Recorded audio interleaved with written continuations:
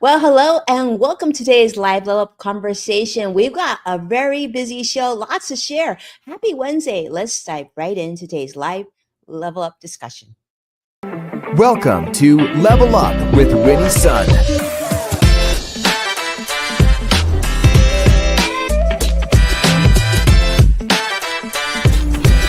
award-winning financial pro. Get ready. Level Up with Winnie Sun. Well, friends, welcome to the show. I'm Winnie Sun, your host, award-winning financial pro, Forbes contributor, and a CNBC council member and contributor. It is wonderful to be streaming here live. We're on a whole bunch of different media, so thanks so much for wherever you're joining me from. Definitely jump in, introduce yourself. Let me know how your week's going. It's been a busy week here. Let me just tell you, here in Southern California, it's also really warm. It's one of those weeks, but I'm excited because we're right into summer and a lot of things have been going on. I mean, if we're talking about political news and economic news and everything in between, I've got a lot of things that I want to share with you today. But let's start off and let you know how the market's doing because we are definitely quite sort of in the middle of the market cycle. Currently, the Dow is up 97 points, so great news there. Nasdaq's up 64 as well, and the S&P 500 up 14 as well. So currently, it's all green. Everything's in the positive. We'll see if that holds true. We've got a few more hours before the market will close. Let's hope that that continues to be the case because what we're really looking for today, in addition to what's happening in Washington D.C., we're hearing about what's happening with the Israel and Iran tensions, and of course, we're also here in the United States waiting to see what Fed Chairman Jerome Powell is going to say about interest rates. Now, this is being shared on CNBC by Jeff Cox, talking about how the expectation, as of right now, is that the Federal Reserve is expected to keep interest rates right where they are, unchanged as of this month's meeting. But of course, that we pretty much know that there's going to probably be some signaling of future cuts and that everything's being closely watched by the financial markets. And we can see that. Overall, it looks like the financial markets feel somewhat optimistic, maybe cautiously optimistic, because obviously we're in the green right now, but the numbers aren't huge.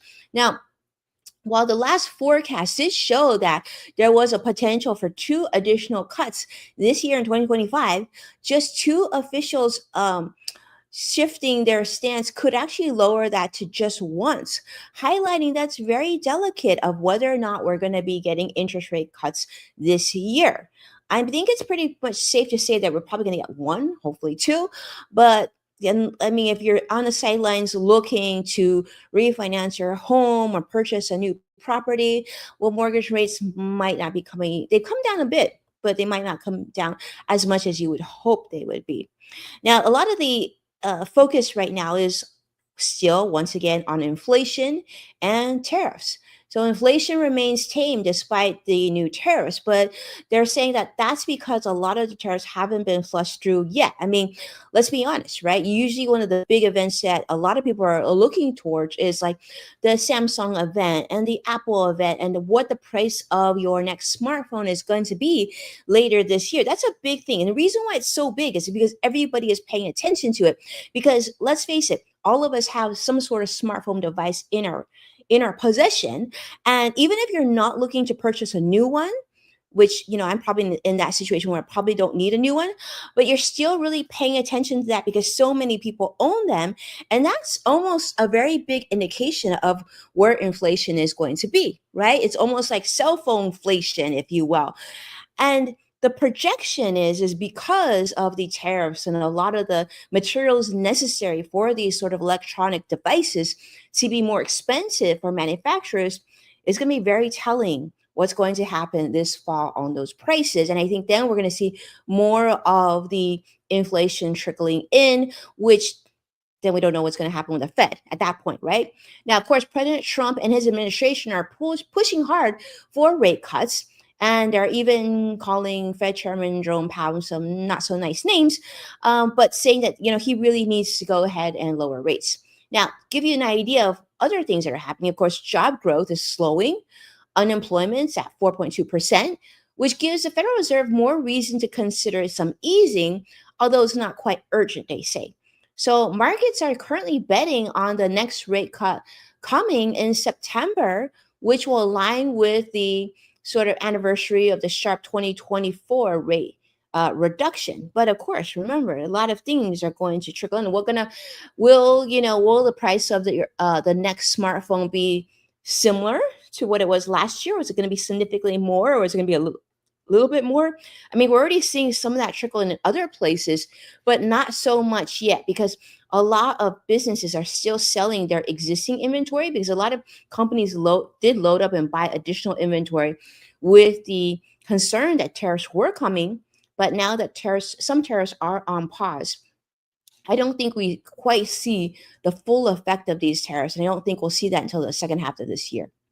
Now let's continue on, because I want to talk about another thing. Speaking of smartphones, I don't know if you heard about this, but I think we can all agree that this presidency is unlike any presidency we've ever experienced, including the first Trump um, presidency, earlier in 2000. But let's talk about this, because one of the things I think is really remarkable, depending on what side you feel, but I think it is remarkable of just how many things that the Trump administration has been selling to Americans.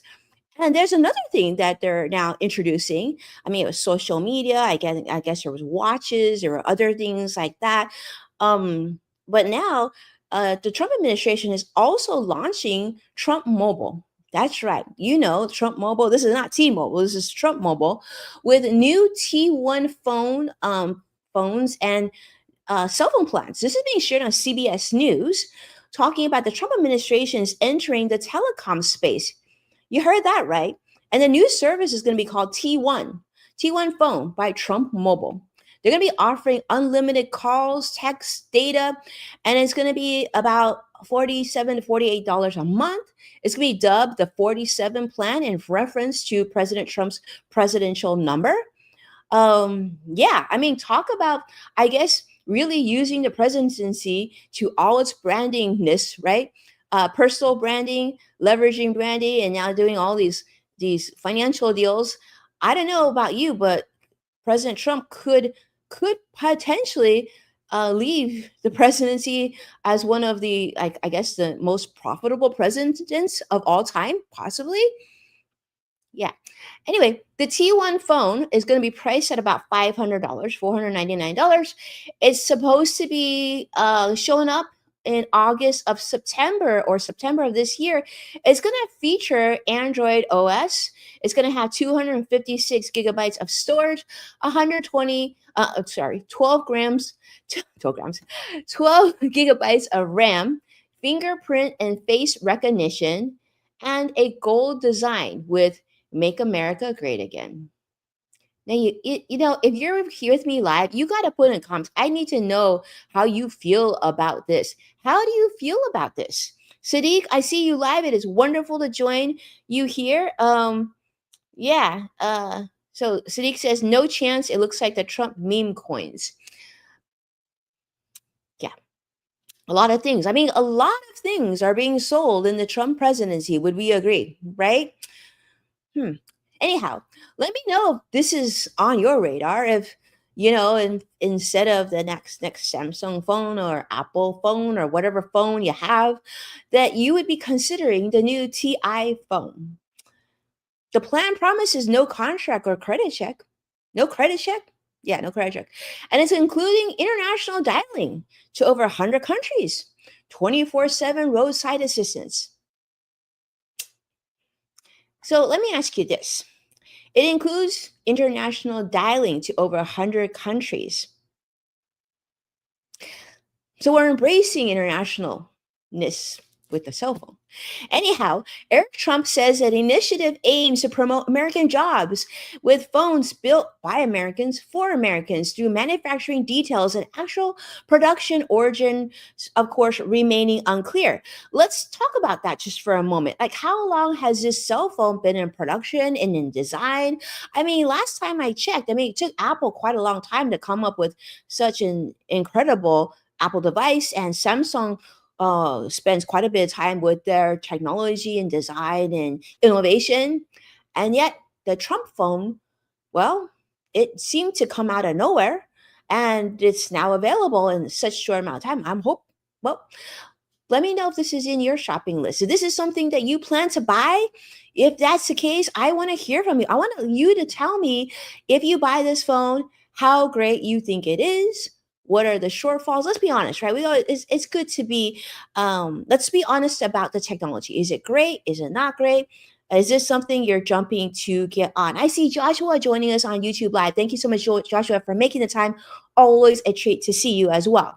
So, yes, of course, there's been a lot of ethics concerns, no surprise here, emerging concerning of the Trump branding, how this could distort market competition and influence tariff treatment if foreign-made parts are being used.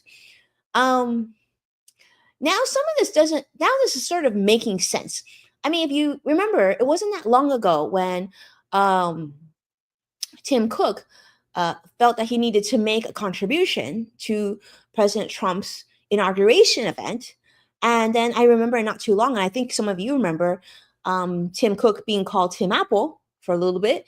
Maybe there's a reason for that. I don't know. Maybe it takes a while to make cell phones, and you kind of knew that you were going to be launching your own cell phone. Let me know what you think about that, right? So, yeah, this launch coincides with the 10th anniversary of Trump's first presidential campaign, adding a political and branding layer to the telecom rollout. You definitely need to put comments in there. Let me know what you think about it. If you're watching this on replay, definitely put in comments so I can see your thoughts on this. I mean, it is remarkable. And from a branding standpoint, you can see this is smart, right? Because as the president of the United States talk about influencer marketing at a whole new level. And so I guess it's time to sell hats and t-shirts like most presidents do, but also now watches and Sadiq has said a meme coin, and now telecom services and cell phone services and a social media platform. Okay, let's continue. I want to talk about the FDA. The FDA is using AI now to do faster drug approvals. Now, this is definitely in the same realm that we're talking about. This aligns with, of course, government decisions. The New York Times is reporting this, talking about the FDA plans to integrate AI technology into its drug and device approval process to radically increase efficiency following the Trump administration's staff cuts of nearly 2,000 human employees. So the key goals for this is for drug approvals to be a lot faster, sometimes based on a single study, and that deeper scrutiny of controversial food additives as part of a broader health initiative driven by the one and only Robert RFK Jr., the health secretary. Now, I think we can all agree that AI technology is absolutely incredible. And just the amount that we've seen so far, and let's be honest, it's still very much in the early stages, absolutely game changing. I mean, I can tell you firsthand how much I use AI technology in my own business to proofread, to come up with concepts and everything in between, right? But I think that there is still a lot of value in having sort of that extra layer of human review and whatnot. And maybe we should sort of move with more like cautiously optimistic, I like to say. Right. But this new AI tool, which is going to be named ELSA, has been introduced to assist in reviewing facility inspections, which that could work, summarizing drug safety data, and handling large document sets. All great ways. I think these are great ways to use technology. Currently facing limitations, right? But now critics are now questioning that is this viable, and is it reliable for artificial intelligence to critically regulate work, citing concerns, of course, of shortfalls in approval processes and potential regulatory bias favoring certain industries. Those are all reasonable things to do, because I think we can all agree that AI is still new, and we kind of haven't fleshed out all the potential shortfalls and dangers as well. The FDA is saying that it plans to partner with industry without becoming too cozy. Though planned private listening tours with pharmaceutical CEOs have, of course, raised ethical questions as well. So I want you to know I want you to voice your opinion. And this is a great outlet to do that. I want you to come here. It's a safe place. Let me know how you feel about that. Do you feel like it is a good idea to have things like drug approval, FDA approval, uh, 2,000 human employees replaced by AI and having things done rapidly, more quickly? I'm sure there are some concerns. I think it can be very good too, right? Like for example, let's say if let's say the health secretary felt like it was important to have some sort of drug or vaccine right away because there was some sort of health emergency. I could see how AI partnered up with human doctors and scientists who are really, really reputable would be a beautiful thing. But that's a shame because I guess just one American. That's how I feel. But let's continue on to talk about Amazon. Amazon is also going to be using generative AI to reshape customer experiences and internal operations. This is being shared by Andy Jassy in a publication that he shared out this week as well, talking about how generative AI is now going to be woven into nearly every part of Amazon, from your shopping to your Alexa device to internal systems, transforming both how you interact and how teams are going to operate. Now, Alexa Plus, they say, is going to be smarter and more action oriented. Well, that's a good news because I don't know, the previous Alexa just seemed kind of like lackluster, going beyond just answering questions. And let's be honest, Alexa didn't answer the questions that great in the beginning. So hopefully she's gone back to school and leveled up that. But to handling tasks for users and saying that this is going to be a leap in personal assistant technology, I'm excited to see that. I would like to see more of our AI devices become more productive, and by all means, it looks like they will. So this is great. But new AI powered shopping tools, such as what they call Lens, right?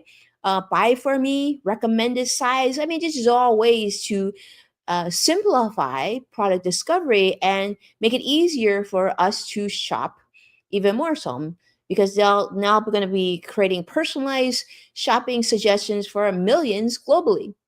Now, that's your friendly financial friend on the show. Let me just say that embrace AI however you feel comfortable doing so, but do not embrace shopping faster and more efficiently. That is one area where, if it's a little clunkier and it's a little bit more difficult to shop, that probably is beneficial to you and your road towards financial independence. So I don't necessarily think we need to shop more quickly and efficiently. I think given that we have digital payments and we have credit cards and there's shopping portals, and maybe 1 2 day delivery is good enough because it gives us enough time to think about, do we really need that item? Do we want to cancel the item? Do we want to return the item? So, sellers and advertisers, they say, are going to benefit as well. And Amazon Web Services is also going to have more improvements there as well.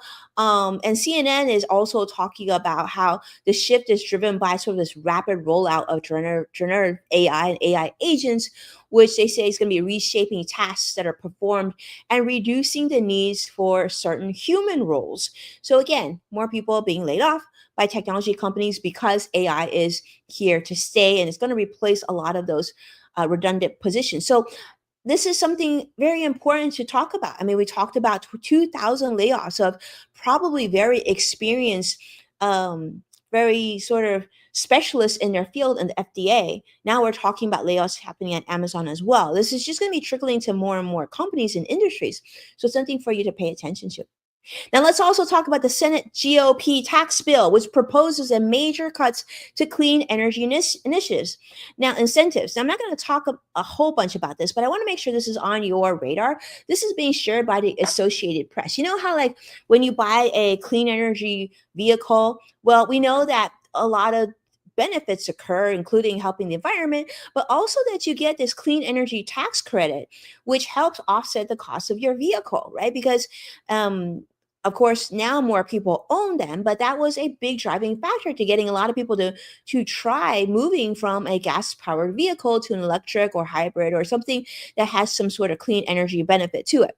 Now, they're saying that this new bill, though, that the GOP had first introduced was actually going to take away a lot of those benefits. But now they're saying that there's new bill that they're going to be introducing is going to sort of have a softer version than the House's earlier, harsher cuts. But experts are saying that it's still nearly just as damaging. They say that the bill would actually phase out incentives for you to put solar on your roof or to do home energy upgrades. Remember how you could do the more energy efficient, like washer dryer or dishwasher, hydrogen production, electric vehicles, and some provisions ending within 180 days of passage. So that's quick. So clean energy advocates are obviously really unhappy about this. And they're saying that this could actually potentially cripple the industry growth, leading to job losses. We don't need more. I think we can all agree we don't need more job losses in such a short amount of time. If you thought the beginning of the pandemic was bad, imagine so many companies laying off companies in a short amount. Imagine so many companies laying off employees in a short amount of time. You don't think that's going to have the same effect as the early part of the pandemic? Think again. Higher electricity costs, reduce access to affordable energy solutions. Yeah. So they're saying that 77% of clean energy projects actually benefited from these credits located, and a lot of them are located in like Republican held districts. Yet many of the GOP lawmakers are pushing to eliminate them. So let me know what you think about that. Maybe you think this is great. Maybe you think we should, just rid of sort of these benefits. But I think hopefully, people will still value clean climate, and that, that these are impacting the world for our kids into the future as well. Now, speaking of changes, let's also talk about what's happening at Tesla. Tesla also has had big news this week, being shared by CNBC. Tesla has made some changes in their production. Now, we know what's been happening to Tesla. They've been under a lot of pressure, but also there's been reports that there's going to be a production halt for Cybertruck and Model Y models being made at its Austin, Texas facility from June 30th, marking their third shutdown in a year. Now, this pause is reportedly for maintenance, they say, but it comes as, there's been a very sensitive time for Tesla as they're preparing for the launch of their Model Y based Robotaxi program, which is supposed to launch on June 22nd. So, very, very quickly here. In Austin, Texas. Now, these robo taxis are going to feature an updated version of Tesla's full self-driving software mode, which is still not quite available for public use, but it's going to be available in these robo taxis. Now, of course, people have been concerned about public safety, whether or not it'll be safe for you to get into a robo taxi or to drive around and on the same road as robo taxi. Protests have started to occur in Austin against the robotaxi pilot. And of course, let's not forget to mention, of course, the political pressure and an impact that has had on Tesla as well because of Elon Musk's activities. But it looks like he's back in handling Tesla again, so hopefully better days ahead for them. But yeah, that's what's going on, Tesla. Just thought you would know that, you know, yeah. Anyhow, let's continue. Let's talk about another billionaire. Let's talk about another billionaire and what's going on with his life. We're going to talk about Jeff Bezos. Well, if you didn't know already, Jeff Bezos is planning a pretty incredible wedding. Now, this is being shared on NBC News. Jeff Bezos and fiancee Lauren Sanchez have an upcoming wedding in the one and only Venice, Italy. Now, if you've been to Venice, Italy, I went there a long time ago. It is one of the most beautiful places, right? But you also know that they've been dealing with issues with their own, I don't know, natural or unnatural issues with the water levels and whatnot. So they've had a lot of issues. And of course, they want to maintain Venice as a tourist destination because it's a very popular tourist destination, but what that really means, right? But so right now what's happening is they plan to have the wedding in Venice. And if you've been to Venice, Italy, one of the things that's really interesting is that everybody in Venice, Italy, not everybody, but a lot of the locals there walk really fast. So we thought that was really fun. Actually, we learned that when we visited there. But in addition to that, it's not a very large place. So it can quickly feel very full and difficult to navigate as it is. So I think that's probably one of the draws too for this wedding. It probably gives them an opportunity to do some security control measures as well. But right now, well, the residents are very, very fed up. They're saying now there's over tourism, and now that the billionaires have moved in and have Bezos is having his wedding there, that now they're actually putting up signs that say no space for Bezos appearing. And so Venice hosts about 20 million tourists annually, and overwhelming its infrastructure and displacing its 50,000 residents in this historic center because of this wedding. Um, well, I don't know if it's because of the wedding, but it could be just because of tourism as well. But protests have occurred nonetheless. And of course, the mayor is supporting the wedding, praising Jeff Bezos' global achievements, calling the event an honor for Venice, despite a lot of public backlash. So, yeah, never a good thing to have people not so happy about your wedding, right? Yeah. Well, hopefully the wedding goes great, and I hope they have a beautiful, happy life together. But I wish them all the best. And with that, that's what I'm gonna cap up on this week. We got a lot more news to share with you, and I'm gonna try and do that either later this week or next week. So whatever happens, I hope that you have a great week. Stay well, and if I don't talk to you soon, have a beautiful weekend. Definitely take a look at the market right now. The Dow is up 127 points. Nasdaq's up 79 points, and the S&P 500 is up 18 as well. Hopefully, we've got 2+ hours left before the market closes. Hopefully, it stays positive for you there. And thank you so much, my friends, for being a part of today's Level Up Live. Do me a favor and like and subscribe to stay updated on all the latest insights.